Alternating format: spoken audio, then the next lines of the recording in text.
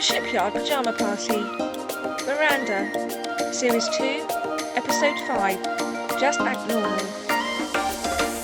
Will we do Just Act Normal when they're at the psychiatrist? Oh yes, that was what I was trying to think when it was. Yeah, that's full of tropiness. It is indeed. It's trope-tastic.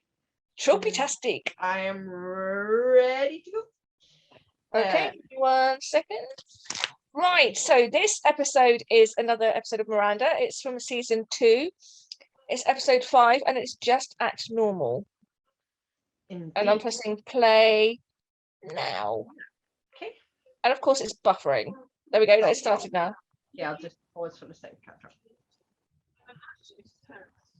She's actually at a therapist office. This episode features Mark Heap as the psychiatrist who is also in Spaced. Yes. He was the upstairs neighbour. Yes. And he's been in a lot of things. That's what we need to do, actually. We've not discussed Spaced at all.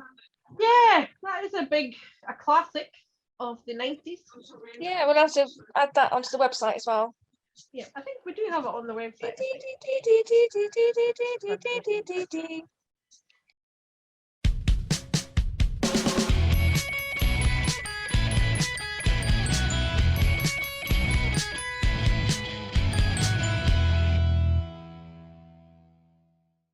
We completely bypassed the theme tune in the last episode.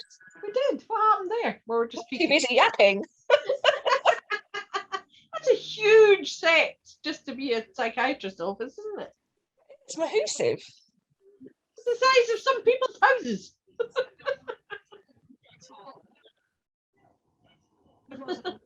An entire episode devoted really. Imagine how much rent they must pay for that office. That's probably what you get for when you pay like £300 an hour. It's probably the exactly high-end psychiatrist office. Yes, it may seem odd that this is almost a two-hander between them, Patricia Hodge and Miranda. Not quite, but it is. Because he barely says anything for the first quarter of an hour. It's focused entirely on their relationship, so you may think, why are we watching this? But it does have a lot of it does have some tropiness. I'm just laughing. She's trying to catch water in a wicker basket. I agree with what you said though in the other episode we did. Let's do it episode this I think did for Patricia Hodge what Absolutely Fabulous did for Joanna Lumley, because she's a very funny comedic actress, and I don't think she'd probably been seen as much in that light before this. No, as you say, Patricia Hodge, very famous for Life and Loves of a She-Devil. She was in a lot of dramas.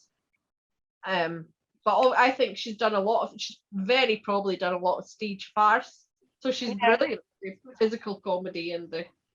But if you think, one thing I love about Miranda is you've got 4 brilliant, very different female characters, which is very unusual. You don't get that so much. No, I can't think of anything else where you've got that dynamic. I was going to say the closest example is, funnily enough, Lucifer, because you have 4 female leads. 4 female leads, yeah. You have Chloe, you have Mace, you have Dr. Linda, and you have Ella. Yeah, and you had Charlotte character for a while as well. Exactly. So interestingly enough, it's Lucifer. We love a good female character. Yes. Tom Ellis enjoys to be being surrounded by strong female characters, and we applaud. Fair play to him.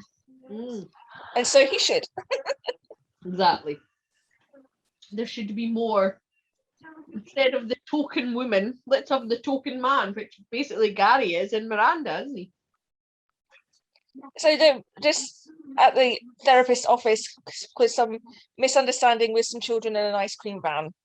And he does do some great silent acting. He does. I think he's very good when he comes back reappears in the final Christmas special episodes. Yes.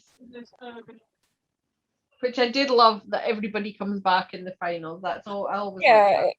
I love the way that the customer ends up marrying Clive as well. That's a nice that is lovely touch.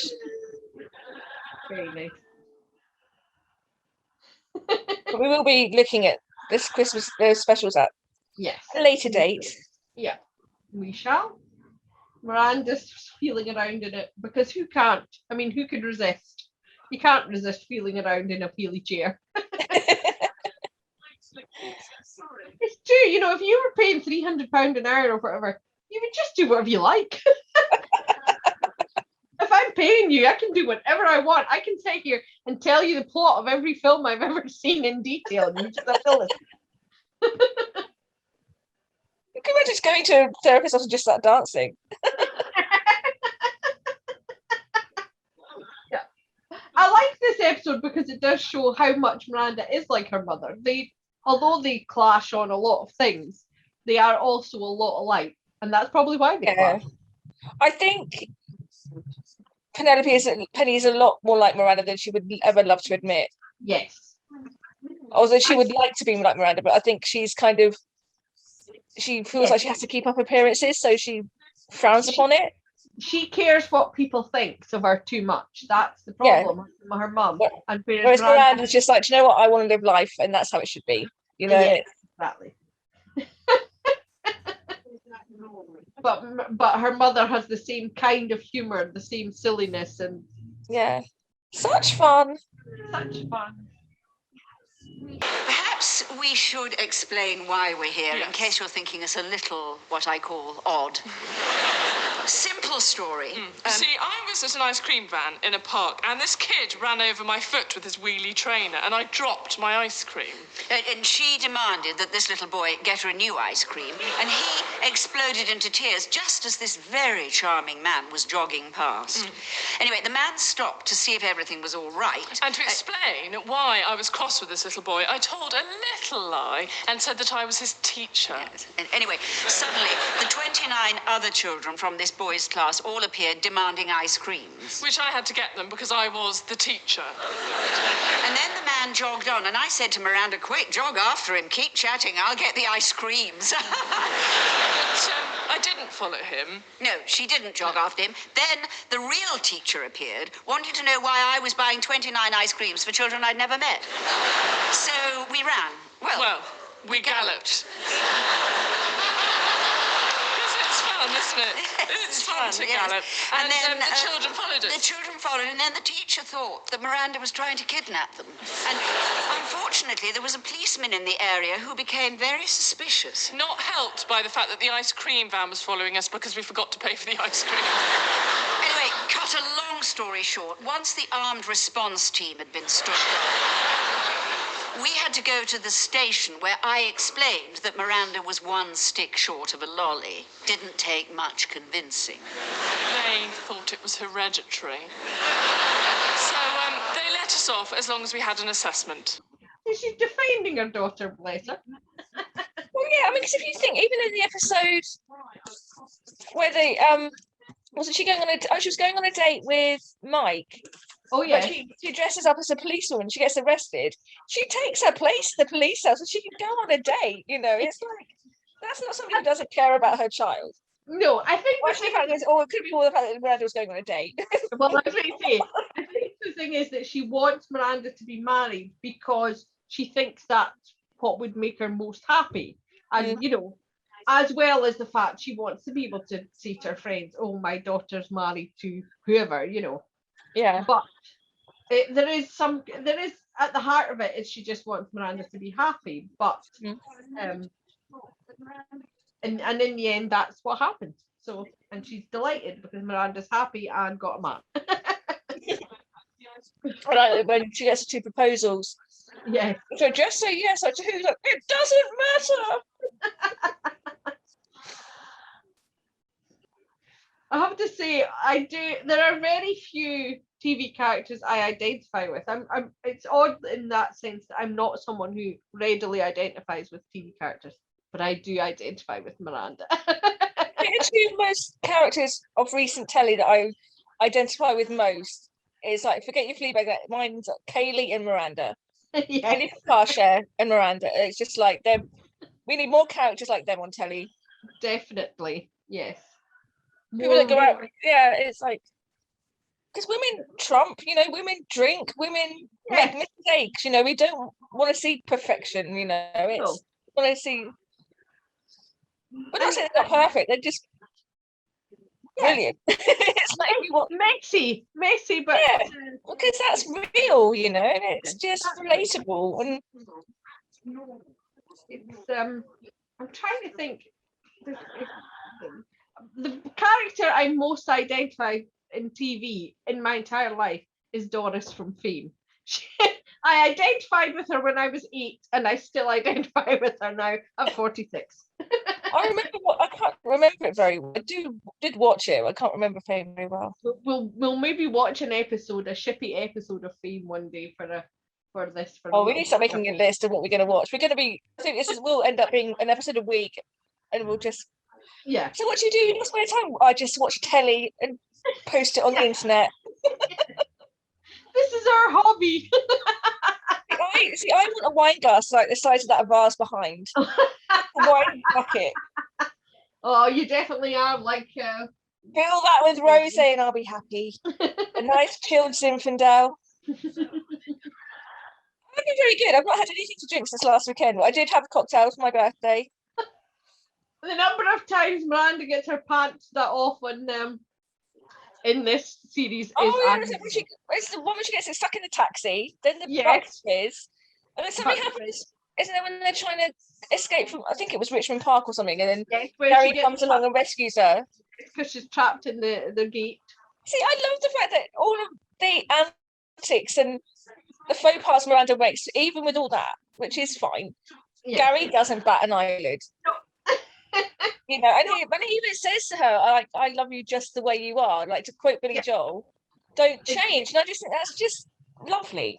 It is. That's what it makes it so special, is that he loves the fact she's chaotic and disastrous, and that's what makes her lovable to him, you know? It's not in spite of, it's because of. And that's the way good relationships should be.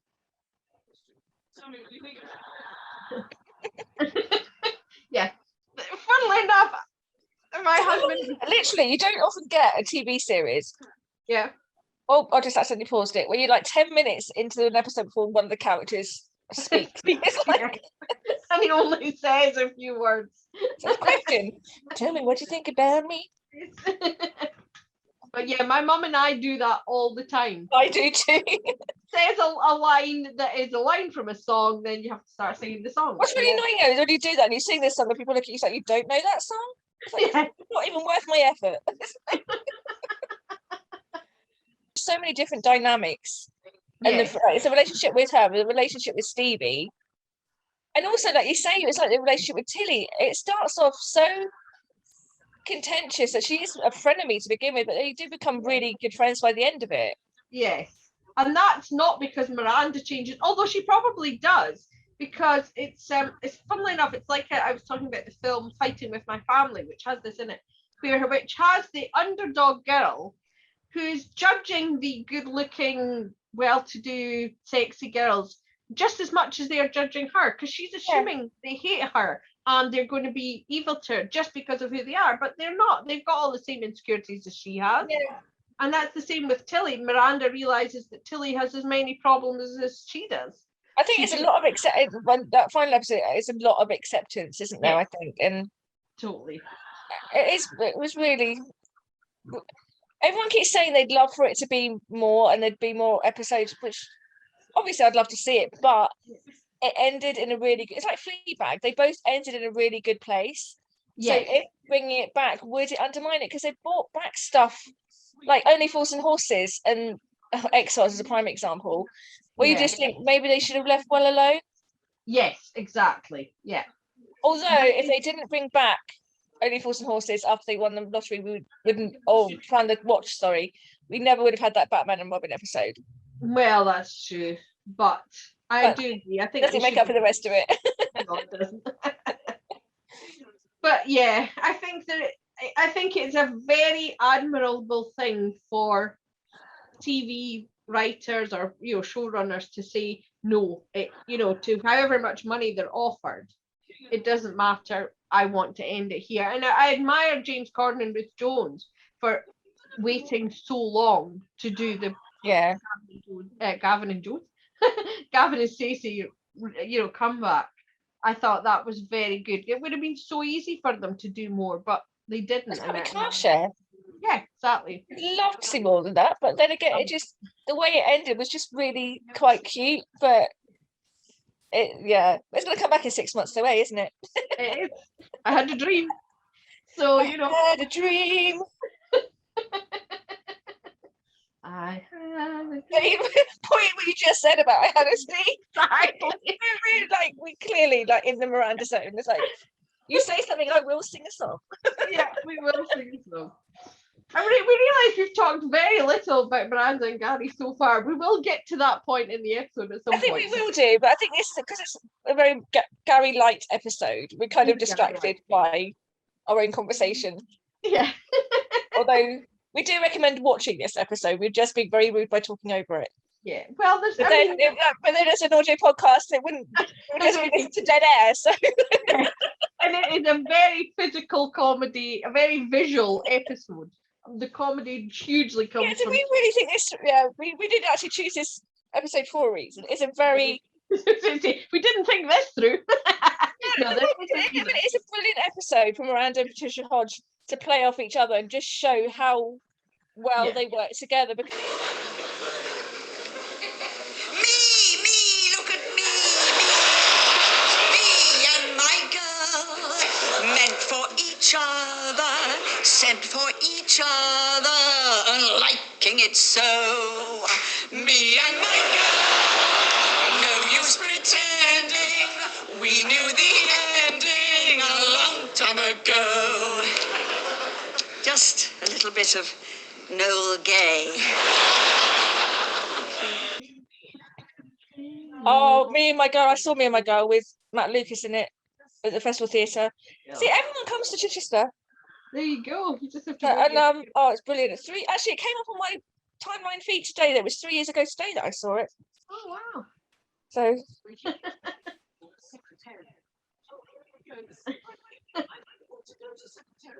She's there's a lot of diet. It's basically like a play, isn't it? It's all in one. It's literally in real time. Yeah. There's no cuts in this. No, But it's very well done. it's brilliant. Yeah, it's just like one. You can imagine this episode being done on the stage. Yes, absolutely. Oh, And here's here's Gary. Stevie told me you were here. I couldn't wait to see you, Miranda. And this is why we chose this episode. I had a man, nearly, Gary, but the idiot messed that up. I don't want to talk about him. I've moved on. Is that true? Absolutely, yes. I don't think about him, don't miss him, no. I mean, if you're asking me if I act out imaginary conversations with him using a painted plate on top of a mop, then no.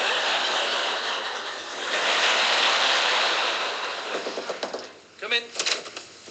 Talk of the devil? What are you doing here? Sorry. Stevie told me you were here. Look, I know you're right in the middle of something, but I just couldn't wait to see you, Miranda. I can't handle it if you'll never forgive me. Look, I can't get you out of my mind. I'm in love with you.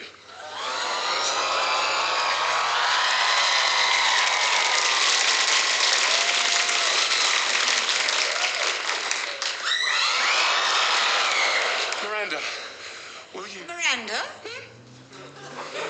Sorry, yes, no, don't think about him. Don't miss him. Hey, kiss! It's a kiss! Listen to that audience. He's told her he's in love with her and the kiss, and now he's proposing.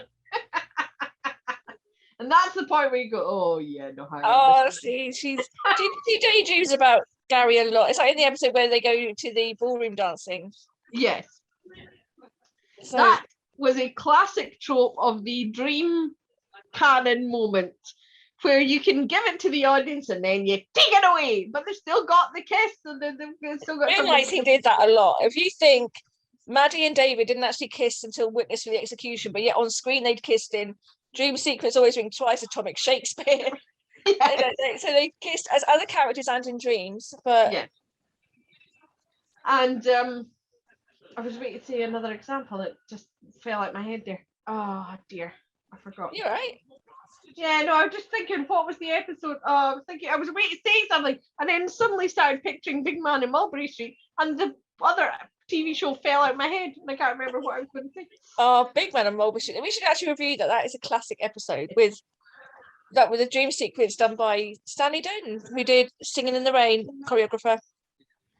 I've just remembered I was going to say the X-Files. When they kissed on the Titanic, even the X-Files did it. Had a dream sequence kiss. That took about 7 years. It was 6 years. But even in the movie, they had the thing where they almost kiss and then she gets stung by a bee. Or it's like they almost kiss and then the phone goes off. They almost kiss and somebody walks in on them. It's like the almost kiss has been done infinitum. Is that a word? Is that right? Have I said that? Yes, ad infinitum. There you go. I say I'm trying to sound like I'm clever. I don't actually know what I'm talking about. I'm winging it half the time. Aren't we all? Yeah. Funnily enough, those of us in the Carol with the Y fandom are desperate for an almost kiss. It's all we want. Well, it's not all we want, but you know what I mean. That's we're praying we could get an almost kiss. That would just. How long has that been going on? I mean, there's also we're on 11 years. What is the one at the moment everyone's going on about is Law and Order SVU? Yes, that's 22 years, I think. Have they actually had any kind of kiss or anything? I don't know. I don't think so, but he said I love you in SVU. He said I love you, and then tried to pretend he was saying it about several people, but it was quite clearly he wasn't. He was saying it about her. Okay. Yeah, I want to watch that, but I don't think I can sit through 22 seasons of a TV show. Good either. We'll just watch. We'll try and get. I would really, ideally, like to find a nice sum up on YouTube, so I shall keep looking.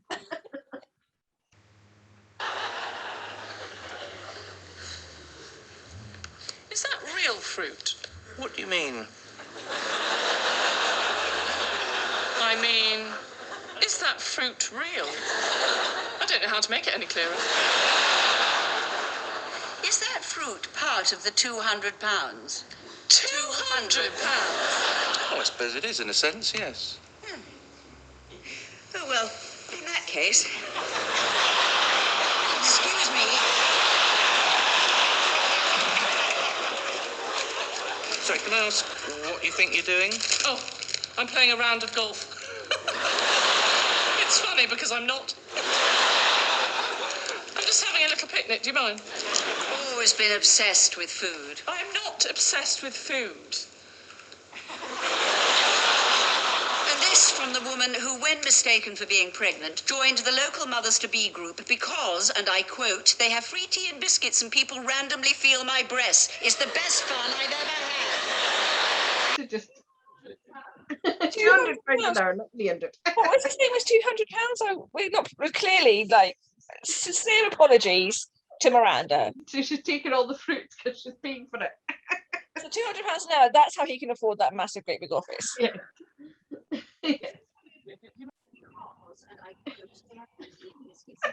That's genius moment. It's the best fun I've ever had. I agree. My cousin had a T-shirt that said, "I'm not fat, I'm pregnant." So my auntie had a T-shirt that said, "I'm not pregnant, I'm fat." Love it. Yeah. That's brilliant. I sometimes feel like I'm like, oh, sometimes I look very pregnant. I should just wear a T-shirt saying, "No, I'm just fat." Oh, talking about that, I feel literally, I think, I don't know if it's an age thing, but I feel like I've put on a stone in the last month. And it's like... Can I just say that was brilliant, how she managed to throw that chicken leg and get it to land on his arm. I'm assuming that wasn't one take, because that was perfectly done. Nice equipment, if you pardon the 10-4 copy that. I'm on my way for the drop-off. Can I help?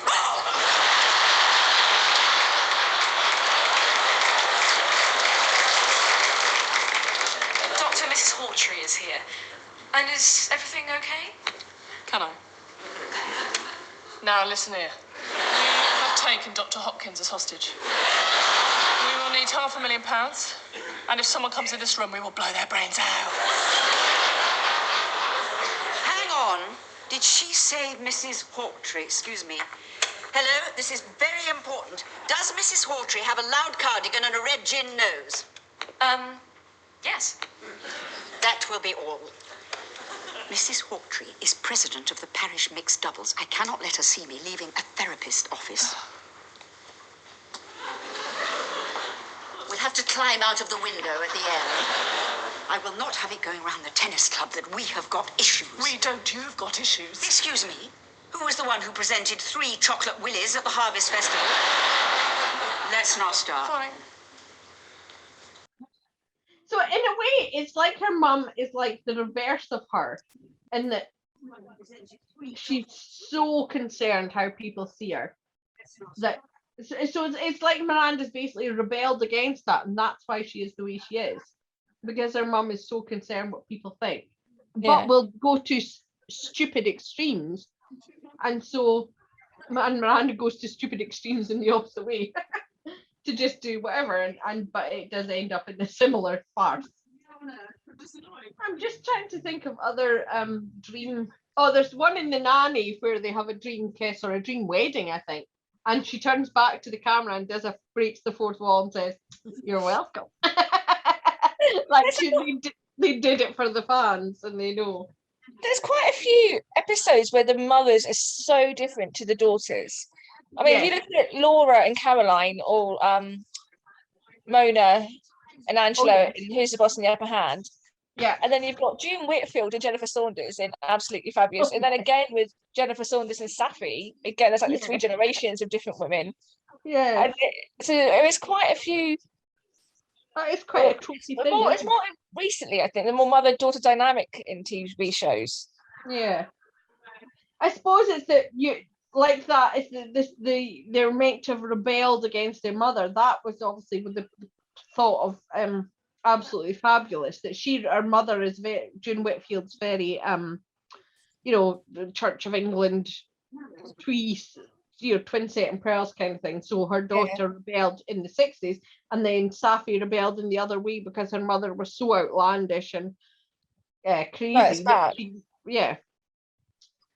But I think in like The Upper Hand and Who's the Boss, though, it's like the mothers are so outgoing. Yes. It's the daughters that are so insecure. It goes a different way, and it's quite interesting dynamics they've done. Yeah. And I think it's what it can be they feel overshadowed. They don't have any they're so insecure because their mothers are so in the limelight and so seem so at ease with being social. Yeah, and gorgeous. I mean, come on, look at Honor Blackman. She was just stunning. Exactly. You would be intimidated anyway, wouldn't you? She was just they feel unattractive and unable to be so unsocially skilled, and that's why they become so awkward. But as in Miranda, she comes into her own and realizes, no, I have all the things I need. I am an interesting person. I'm a fun person, and I'm an attractive person. I think she's needed to accept herself and just tell you, just like draw a line under it with Penny to say, look, enough now. Yes. And I think that is the good thing about this shit. It's not about them both realizing, oh, hang on, we like each other, we should get together. As we said in the previous episode, they've both admitted, yes, we fancied each other since university, but we're good friends now, and we're, there's no sudden revelation of, oh, wow, I feel that way about you. It's entirely to do with Miranda in herself. She needs to get to a point where she's okay with herself and that she's able to have a relationship. Yeah, it's not sudden, it's not lustful, it's organic, isn't it? The way it just grows and develops. And I also like the fact that Miranda had to be accepting of herself. Yes. And it wasn't a fact that she's like, I don't need Gary, but I want him. Exactly. That's it. It's not about them fixing each other and them saving each other. They don't. It's about her realizing, look, I am an awesome person and I don't need a man to make my life complete. But this is a tune. Yes. I do sing that one a lot, and it is not in my tune. Is this your father? Yes, it is. Interesting that you put it on your desk. Interesting. Interesting. I know what you're doing. You're trying to put the focus on me because you're panicking that you've revealed too much about yourselves. You haven't got us pegged. He's totally got us pegged. Oh, hello. CD player on pause. What have you been listening to? Interesting.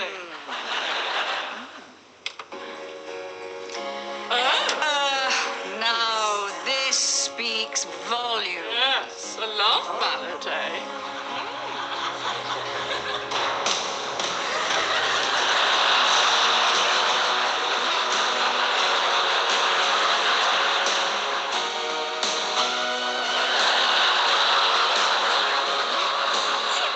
This way. Should we see what else they have? Of course, you learn to dance from me. I have tried that at karaoke, and it's really hard. It's very high. I'm known to sing it at home when. Always got my own.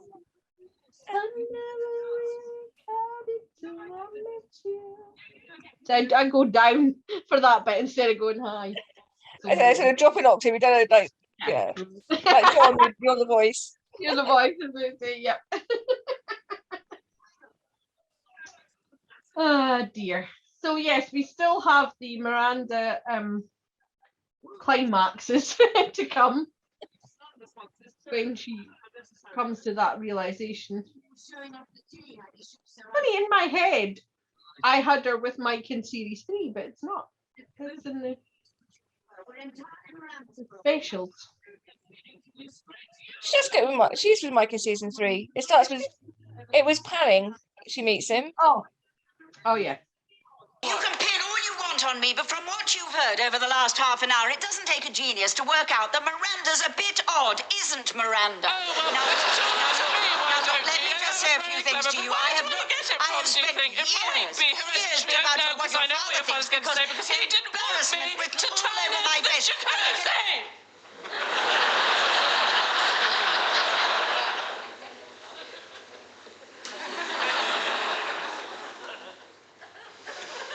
We have got to get that notebook. It doesn't look like shorthand now. No. Follow me, pincer movement. We'll go commando.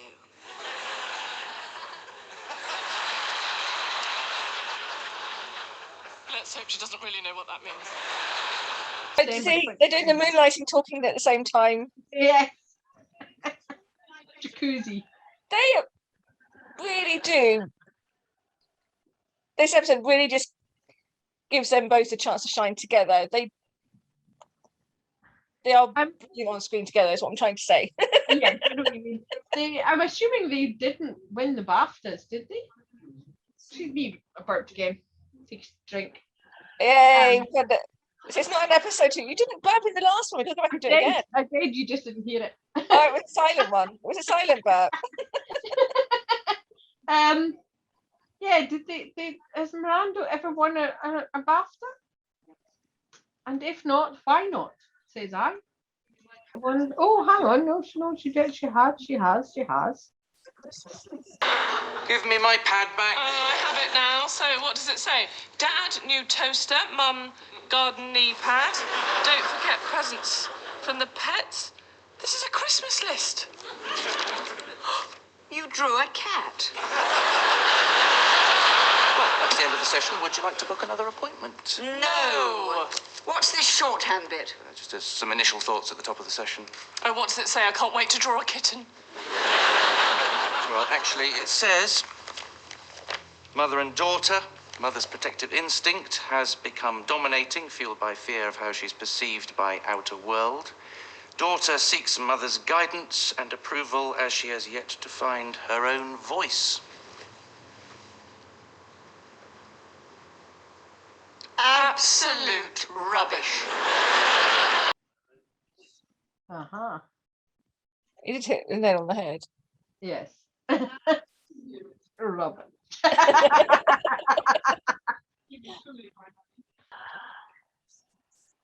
Right, so what do we think about episode? We did make some good points to that, so should we still let it that, even though it wasn't a major shippy episode? Well, yeah, why not? We just blathered. Why not? Just a disclaimer. We are reviewing while reviewing this episode, but basically we just talked all over it, so we apologise. Dear Miss Hodge and Miss Hart, we apologise sincerely for talking over your excellent acting and episode. Yeah. And we ended up talking about, I don't even remember what we ended up talking about. No, we did make some good points about, We made lots of valid points. So we